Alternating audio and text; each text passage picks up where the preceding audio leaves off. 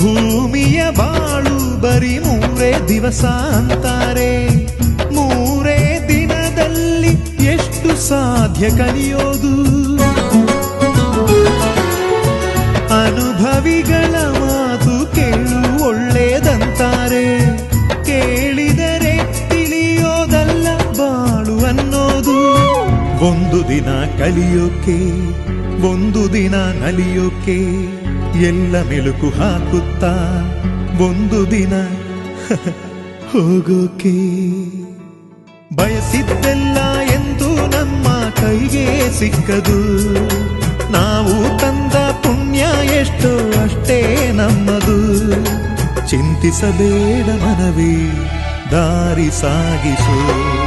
ಬಾಳಿನ ಬೀದಿ ಏರುಪೇರು, ಇಲ್ಲಿ ಸಾಗಲೇಬೇಕು ನಮ್ಮ ತೇರು.